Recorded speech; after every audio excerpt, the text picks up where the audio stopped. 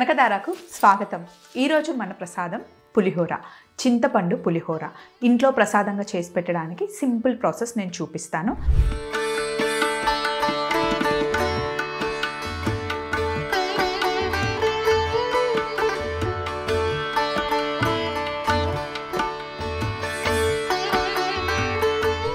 ముందుగా చింతపండుని చాలా చిక్కగా గుజ్జు తీసుకోవాలన్నమాట.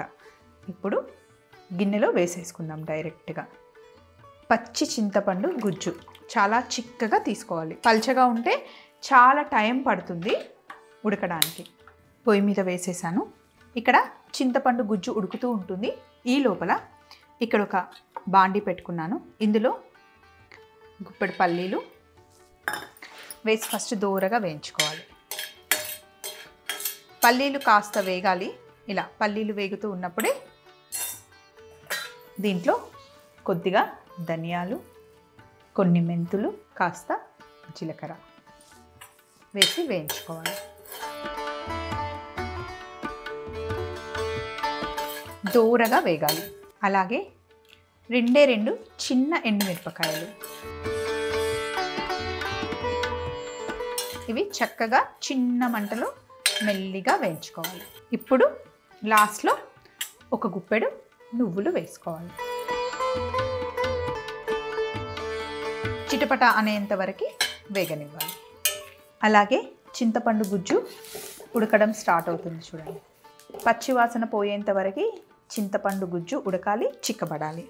అలాగే ఇక్కడ నువ్వులు, పల్లీలు, ధనియాలు, జీలకర్ర, ఎండుమిర్చి చక్కగా వేగిపోయాయి. ఇవి కాస్త చల్లగా అయిన తర్వాత మిక్సీలో వేసి పౌడర్ చేసేసుకోవాలి. మిక్సీలో వేసి ఇలా పొడి చేసుకోవాలి. అలాగే చింతపండు గుజ్జు కూడా చక్కగా ఉడుకుతూ ఉంది. ఇప్పుడు ఇందులో మనం సగం స్పూను పసుపు, అలాగే కల్లుప్పు, పులుసుకు సరిపడా ఉప్పు వేసేసుకోవాలి. వేసి ఒకసారి కలుపుకొని ఇంకా కొంచెం దగ్గరగా అయ్యేంత వరకు ఉడకనివ్వాలి. పసుపు వేసాం కదా, ఆ పచ్చివాసన కూడా పోవాలి. ఇలా గుజ్జు దగ్గరగా వచ్చిన తర్వాత ఇప్పుడు మనం తయారు చేసుకున్న అన్నీ వేసిన పొడి ఇందులో వేసి బాగా ఉడకనివ్వాలి.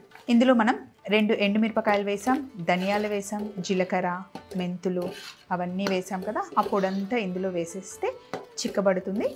ఇంకా కాస్త ఉడకనివ్వాలి. దీంతోనే పులిహోరకి అసలైన కమ్మదనం వస్తుంది. ఇప్పుడు ఇందులో మనం ఒక 2 టేబుల్ స్పూన్ల నూనె వేసేసుకోవాలి. నూనె వేసి మొత్తం ఒకసారి కలుపుకొని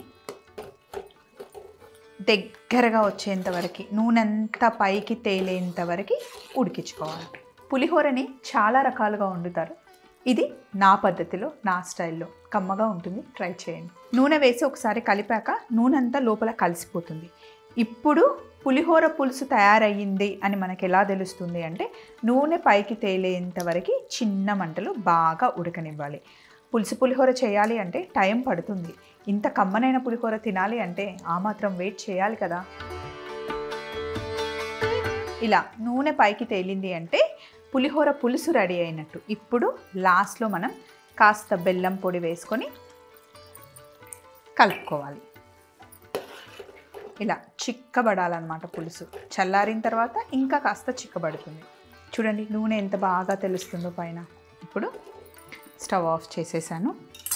ఇటు సైడు మళ్ళీ గిన్నె పెట్టుకొని తాలింపు చేసుకుందాం. ఇందులో నూనె వేసుకోవాలి. పులిహోర తాలింపుకి ఎప్పుడు నూనె ఎక్కువగానే పడుతుంది. ముందుగా నూనె కాస్త వేడెక్కాక జీలకర్ర, ఆవాలు, అలాగే పల్లీలు మటుకి నేను ఎక్కువగా వేస్తాను. పల్లీలతోనే రుచి. పల్లీలు కాస్త చిటపట అన్న తర్వాత కాస్త శనగపప్పు, మినప్పప్పు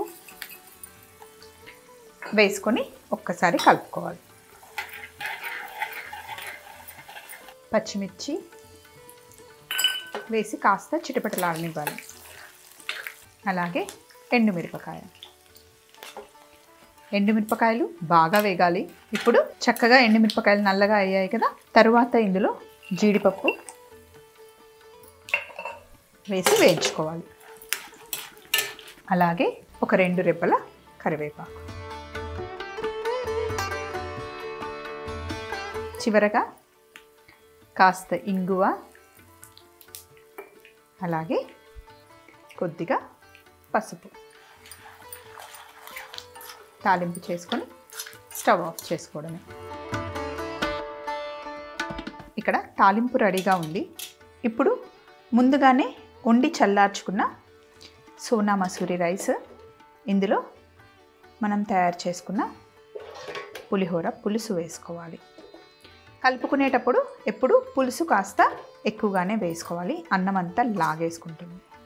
ఇలా కొంచెం ఎక్కువ వేసుకుంటేనే పుల్లగా బాగుంటుంది. ఇలా పులుసు వేసుకొని కలిపిన తర్వాత ఇందులో మనం చేసుకున్న తాలింపు వేసుకోవాలి. తాలింపు వేసి కలుపుకోవడమే. ఇలా మొత్తం మిక్స్ చేసుకుంటే కమ్మటి పులిహోర రెడీ అయిపోతుంది. ఇప్పుడు బౌల్లోకి తీసుకుందాం. ఎన్ని ప్రసాదాలున్నా పులిహోర ఎప్పుడూ మనకి ప్రత్యేకం. ఏ గుడికి వెళ్ళినా పులిహోర ప్రసాదంగా పెడుతున్నారు అంటే లైన్లో నించోవాల్సిందే.